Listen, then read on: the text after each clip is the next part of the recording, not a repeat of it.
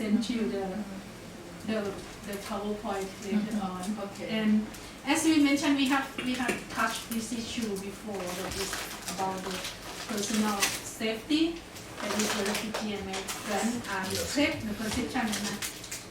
the perception of the Thai people is that the refugee and migrants are the threat, and more threats from refugee and migrant than other strangers. Because this one is that, is it true? We think this is the misperception.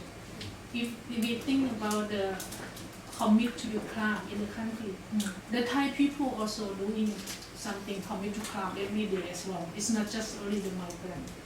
Because of the presentation from the media side that cause a problem, and then we think that the media training and more positive information and the research on that how they can contribute in terms of economy, they not compete for the economy, they not threat to them anymore.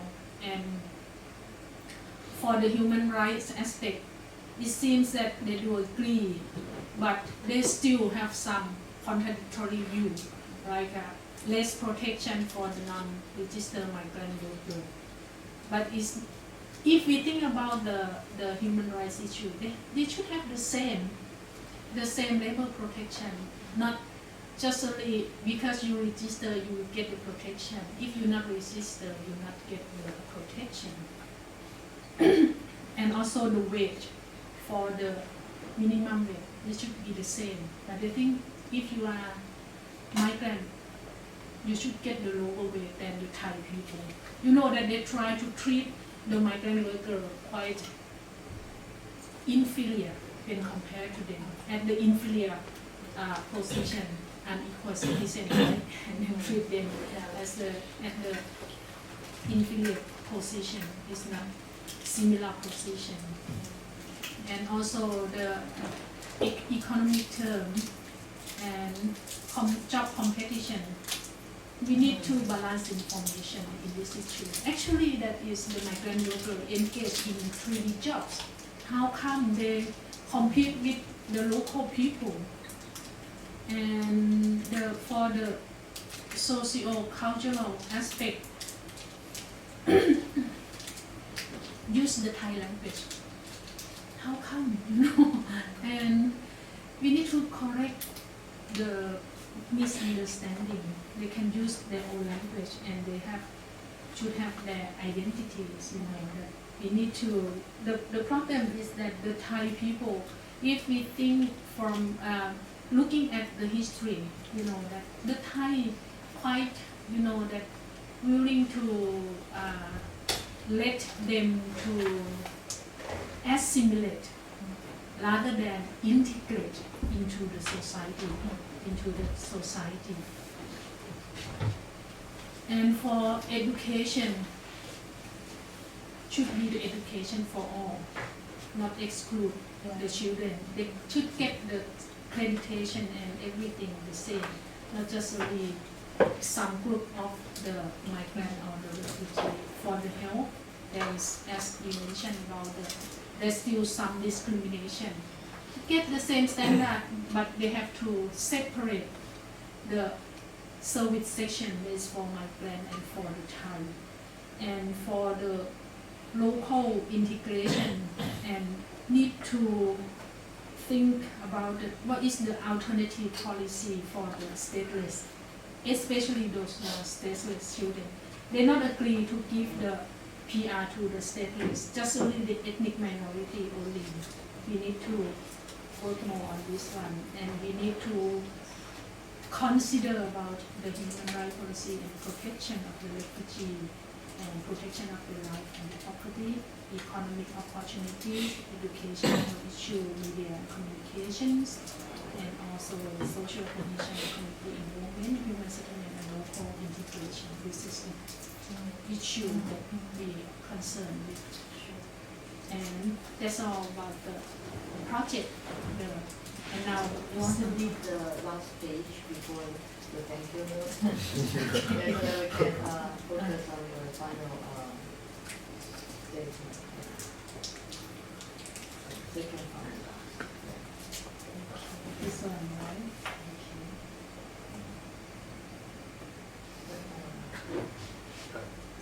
bottom left-hand side, the search icon. Yes, that's correct. I do this. The search Yeah. icon. Okay. So maybe we can discuss, these questions can be applied to other similar situations in different Mhm. societies, different countries.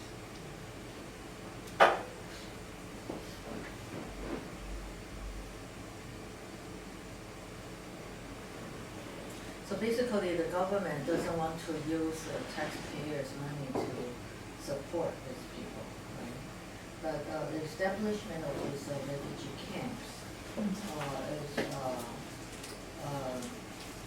managed mostly by NGOs. Right? Yes. Have you anyone from UN? No? The UNHCR. Yes. Yes, just only the UNHCR and other international organizations like the MSF, the Medicine Sans Frontières, the Yeah. COA, and also other organizations, Yeah. mostly related to the health issues. Health issues. Yes, because The kind of cross-border medical care or yes, doctors. yes.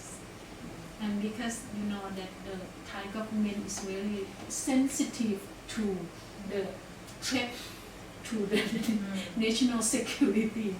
That's the NGO try to avoid that issue. Because even I myself, when want to apply the funding, try to avoid to touch the issue, like force the government to ratify the refugee convention or something. We just okay.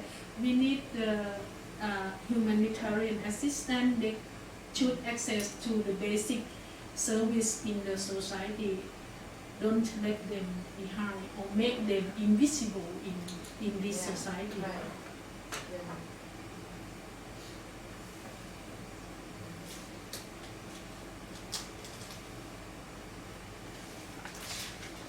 Maybe Raymond can share something, because there are also some refugee cultures in Kuala Lumpur, right? Yeah. Or I other. actually can see there's sorry. In your presentation, I can see there's many parallel policy or situations or events that also take place in Malaysia as well. The first and the major one is that Malaysia and Thailand both does not ratify the refugee conventions. But ironically speaking, these two countries have many refugees in their turf.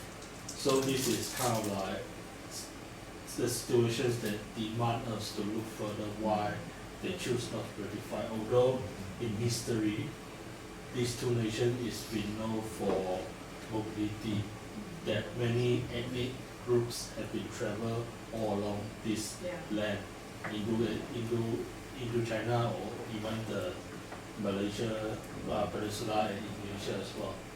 So my experience on this, on why Malaysia does not sign or ratify the refugee convention, is that I guess it's also same with Thailand authority as well as security threat as well, and also but I want to point out further that the formations of nation state also giving out this kind of mentality that the refugee always a threat to the integrity of the nation state, so that Malaysia does not really want to sign out or ratify the refugee convention.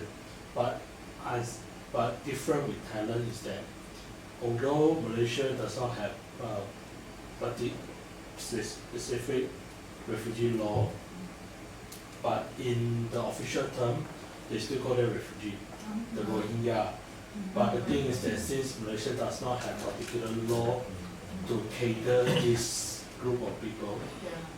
so in legal terms, their treatment in legal stand are just same as illegal migrant worker, which means that all refugee actually in the eyes of the authority is illegal migrant worker.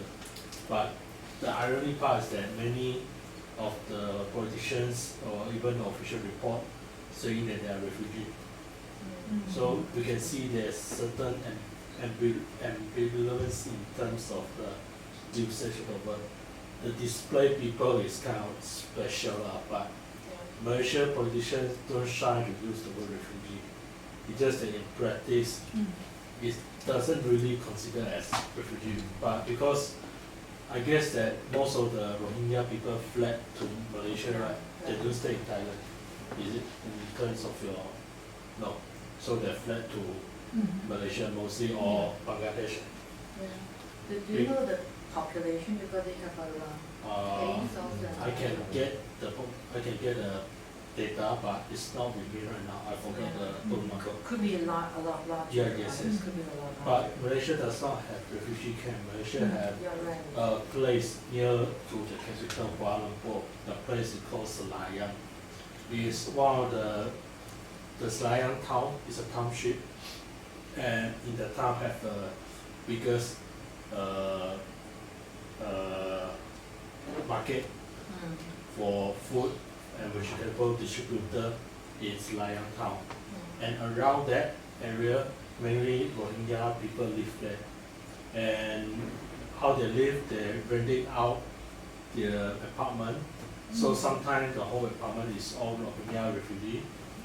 I don't know where they get their funding or whatnot, but the township basically is been occupied. I don't know the use of occupied, just like it's mostly the concentrations of Rohingya in KL, and the Rohingya people work in the what we call it pasar borong, which means that the market, the big market, that helping the owner of the market to help them to do menial work like carrying out the vegetable, washing out, and that kind of thing.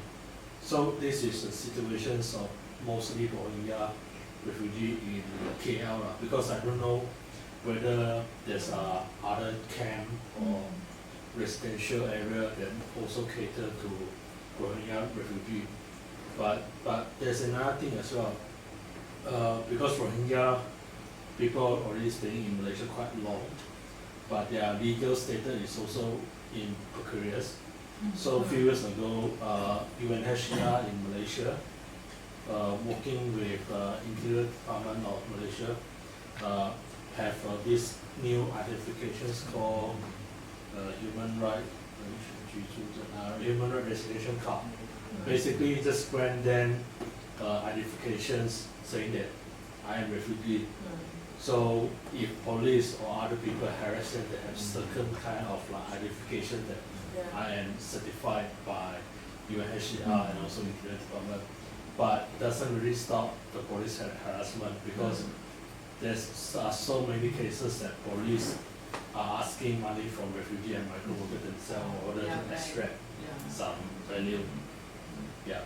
But there's another most serious thing is that in 2015 there's a death camp in Wang Korea, in nearby the Malaysia and Thailand border. There's a death camp that the human trafficker traffic their own Rohingya or Bangladeshi national to nearby Malaysia border. There's a small town called Wang Korea, and it's been found that more than hundreds of dead body in the death camp. And since then, there are some investigation going, and the report by Suhakam, Malaysia Semi-Authority Human Rights Group, have already published a report that's saying that there's definitely a criminal element in this human trafficker, and authority from both sides aided this section. I can send you guys the report. I still reading it, but just reading the summary, it's already horrifying now, because there are so many deaths and also encounter situations is happening. But the one of the interesting thing I found that the Rohingya people are actually most of them not travel by land. They come to nearby Thailand border, somehow get into the ship in the Thailand sea, and then they move the sea into Malaysian land. It's not necessarily by land. Yeah. So this is interesting. But I actually had some questions like when your respondent saying that their life or their job opportunity land in threat by this outsider, what kind of rhetoric they are using? Are they really threatened or like physically or job opportunity really be threatened, or this is just part of the rhetoric to push out the outsider? You mean I mean that how is that really happening, this kind of situation, or this is just like the they're perception? using their position out of it? The perception only that we mentioned that this one is the misperception that actually they not compete for job Yeah. and for the threat for their life and for their properties because they fear of unknown and fear of number. But as we said that as I mentioned, the Thai people also commit to the crime every day, but it's not a big issue when the migrant workers or the refugees commit to this kind of crime. It's a big news, it's in the head news, that is make the people, that because we also have a problem with at the beginning of the registration of the migrant worker in the society, that is back to 1995, around 1995, that there is announcement on the television, and the migrant workers are the dangerous persons. You need to take them for the registration, and that is a very bad announcement from the government side, and